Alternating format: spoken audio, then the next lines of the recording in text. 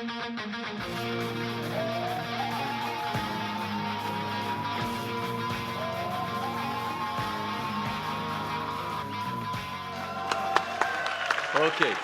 so who am I? Again. Okay, it's working here. I'm an application security team lead at Playtika. I shifted from software development and DevOps to application security a few years ago. I'm also an open source fan. I contribute where and when I can. I contributed to some projects like Grafana, Metasploit, OS2 Shop, and others like that. I'm also a bug hunter on my spare time. I'm responsible for a few CVEs, mostly on Grafana and Elasticsearch. I'm also helped securing some well-known companies and products like Microsoft, Amazon, Elasticsearch, Grafana, and Medium. I also co-organized the first Israeli bug bounty meetup. And a few fun facts about me before we continue. I can't refuse to a good beer. Mostly, I prefer IPA or wheat. I'm a parent of 2 humans and 4 cats. Yeah, it's a lot. And my gift selection might be confusing. It's not you, it's me. Okay, so I want to start by telling you a short story. So my wife loves to cook, and she actually cooks pretty well. And in order for her to cook, she uses recipes like most of us.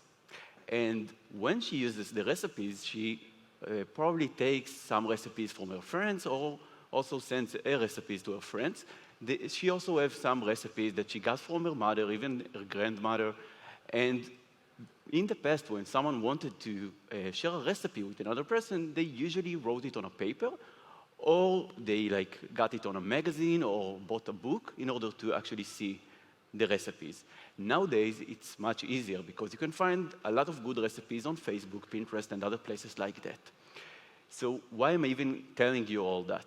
Because developers are pretty much the same as someone that wants to cook. They have recipes, and they share the recipes across the internet.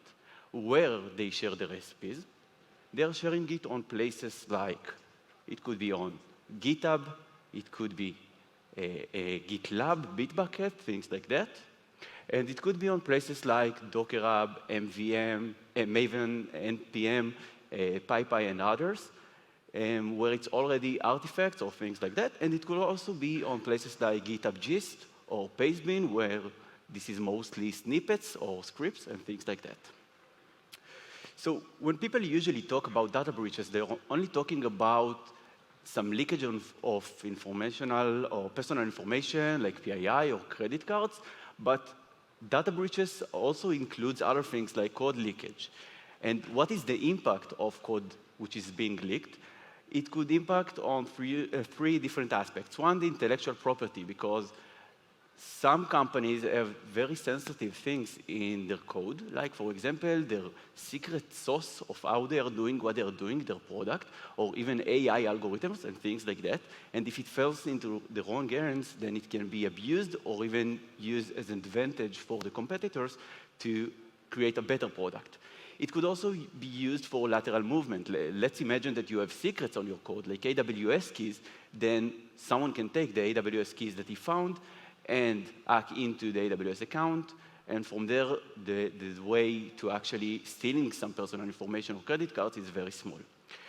It could also be used for actually when you are seeing the code. So now you can do like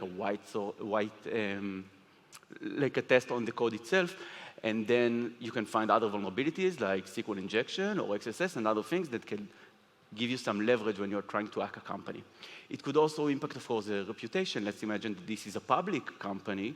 So that means that the stock will go down, and not even talk about fines that could be and things like that. So let's see some cases where companies failed on protecting their source code. One of the biggest examples is Twitch. On Twitch case, it wasn't only personal information and the earnings of the streamers that leaked, but also their code, and they had a lot of code repositories that were leaked. Also, another example is Microsoft or Intel, where on Intel's case, it was more than 20 gigabytes of data of code that was dumped online. So I understood that developers are sharing their code across all the internet, and it sounds, in theory, that there is something to hack here and to find. So I wanted to take this theory and see what I can do. So I wanted to break free from theory. So what I did, I conducted the research on 3 different big players in this area. One is GitHub, the second one is NPM, and the third one is Docker Hub. So I'm going to tell you what I found in each of every one of those, just a few examples, not everything, of course, because we have only 25 minutes. So on NPM, for example, I found a lot of private packages that were supposed to stay internal, but it wasn't internal. It was published to npm.js. In those packages, I found, for example, user credentials in test files, and I was able to log into production environments with those credentials. On Docker Hub, I could find things like credentials, SSH keys, API keys. The worst one was for PyPy. They used it for actually publishing their packages to PyPy. I also found license key, where you can see here. And this is a real example, a screenshot of something that I found. And of course, some private code that wasn't supposed to be there. I even got acknowledged by Checkpoint for one of my findings in one of the Docker images. On GitHub, it was the most interesting part because I found a lot of things there, and I keep finding things. I even found one when working on my demo for this presentation, and I'm going to show you it later. So I found super user credentials to a CDN account of one of the largest Israeli newspapers. You can see here the thing that I found. It was, again, a Fastly account. I was able to log in as a super user. I reported it to them and responsibly disclosed it to them, and it was fixed within a few hours. I found a lot of credit cards and credentials to a clearing company's customer account. I haven't tested the credit cards, of course, but we can assume either way that it worked or it doesn't, but it doesn't matter. I even found Gmail credentials of an external vendor to the IDF, and if you wonder, I was able to log into the account without any two-factor authentication or something. It was again reported. I also found a lot of API keys, like SendGrid, AWS keys, Azure keys, and other SMS providers like Twilio and all that. And of course, I found a lot of source code that wasn't meant to be public for like branding websites, e-commerce websites, and things that should have remained private. So why? Why does it even happen? So mostly, it's lack of security education. No one knows that they need to take the repository, create a new repository, and make it private and not public. So it's mostly it. I don't have a lot to say about that. It's usually some dumb misconfigurations, nothing intentional. So before we continue, I want to put one core assumption. Your code was leaked, is leaking, or will leak. On this talk, we will only be focusing on finding it as soon as possible to reduce the mean time to detect. I'm not going to talk about prevention at all. I want to introduce you with Code C.A.I.N. Code C.A.I.N is an acronym for CANARY tokens, automated inspection, and neutralization. This is a framework that you can use, and I will show you soon how. What is CANARY token? CANARY token is something that I can put on a Word file, for example, or on code, on our case, and once it's touched, for example, AWS key that I put in my code, and once someone is using these AWS keys, I'm getting alerted on that, and then I know that it was hacked. So before we continue, and we are talking about where to place them, let's talk, or what types of CANARY tokens we have, let's talk about the various levels where code could leak. It could be on the source code management level. One example of that is CodeCav, that in CodeCav it was part of the CI that was infected, and a lot of the repositories of the infected companies were breached. And it could be on a single or multiple repositories level, and it could also be on a file level, for example, on a script or a class or something like that. So let's talk about the first type of CANARY tokens, secrets. We can place in code AWS keys or Active Directory accounts, and once those are touched, we know for sure that our code has been leaked. Let's talk about the pros and cons. The pros is that it looks authentic. As an attacker, I will try the credentials most probably because I found something, I want to test it. But the cons are that it requires medium setup effort. It requires me both to place it on code on multiple repositories and on the other end to monitor the usage of those credentials. It could also be triggered by mistake, like one of the developers could see the AWS key and think, what is it? Let's try that, and by mistake trigger an alert. And the biggest con that it has is that the code has already been found. Someone used the credentials. The second option that we have, and by the way, you can combine all options, okay? I'm not limiting ourselves to one or another, but we will focus on the third one that we will see in a sec. So on application traps, we can place fake API endpoints or even some files like error.log or something like that that was intentionally put there for someone to find it.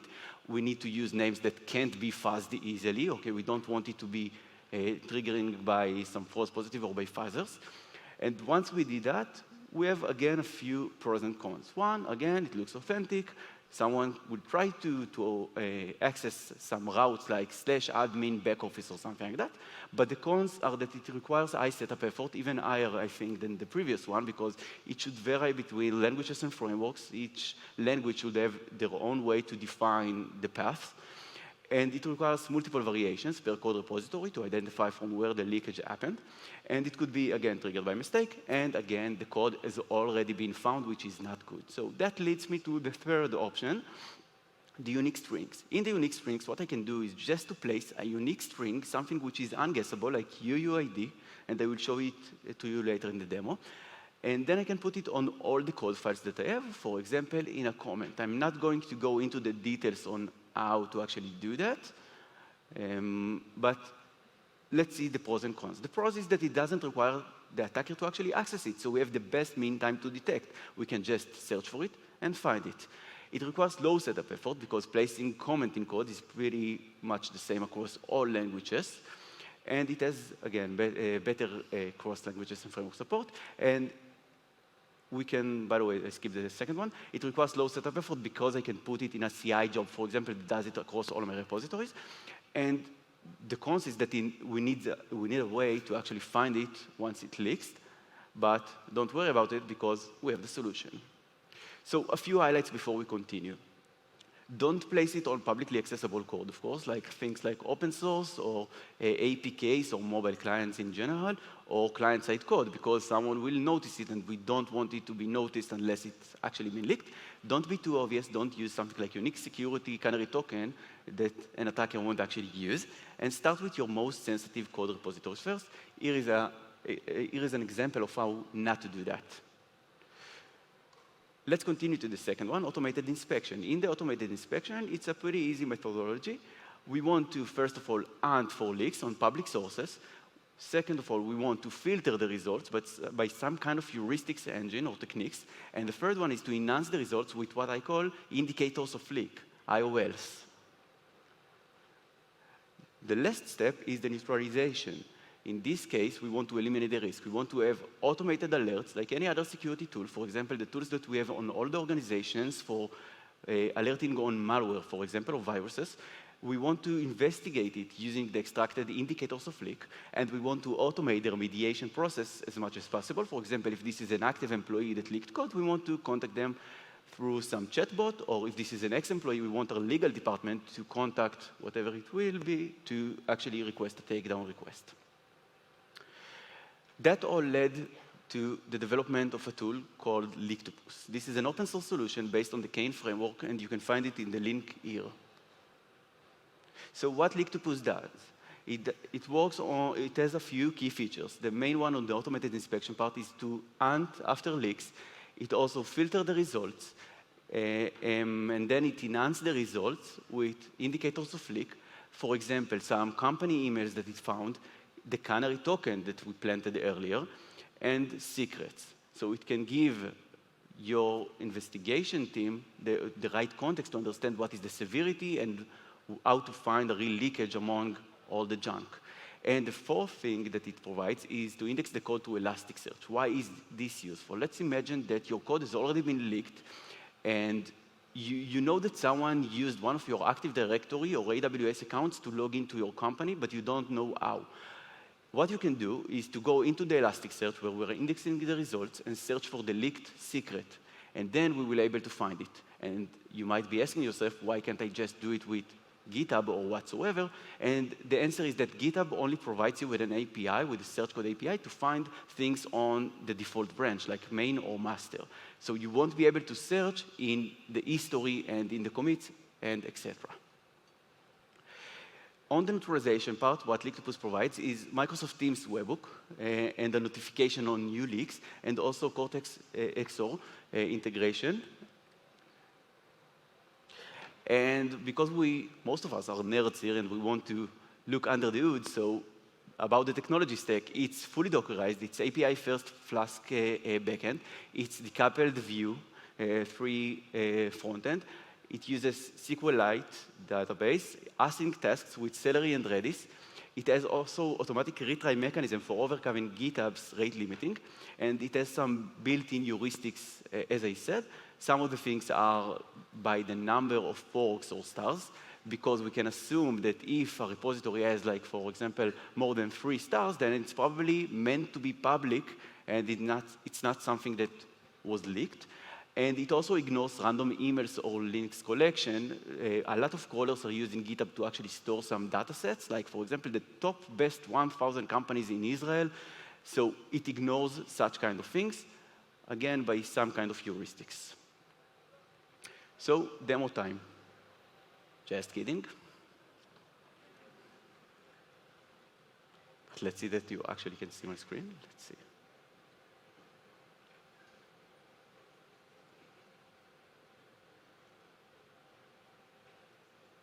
Okay.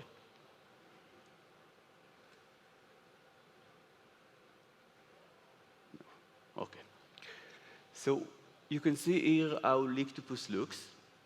And in general, when I want to search for something, I'm just putting the search query here. I'm not going to search something now already prepared in advance, because it takes some time to actually scan it and do all the things that I said.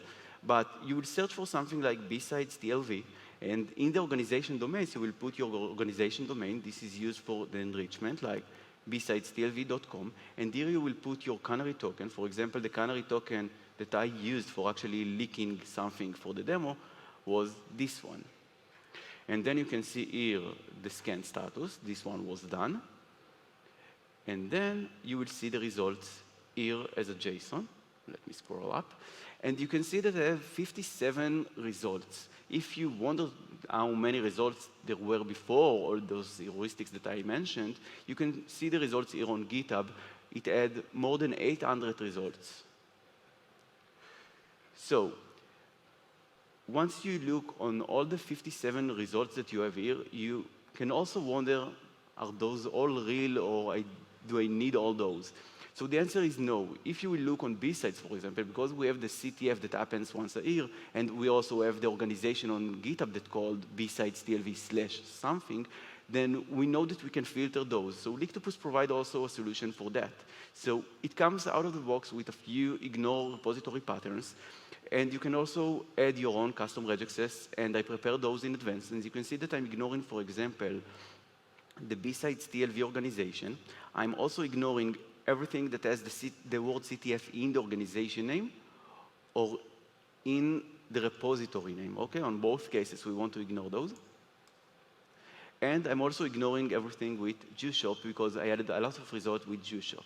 Let's see how many results we have now. We can just refresh the page, and we got 30 results with just basic filtering that I did without any crazy knowledge or something like that.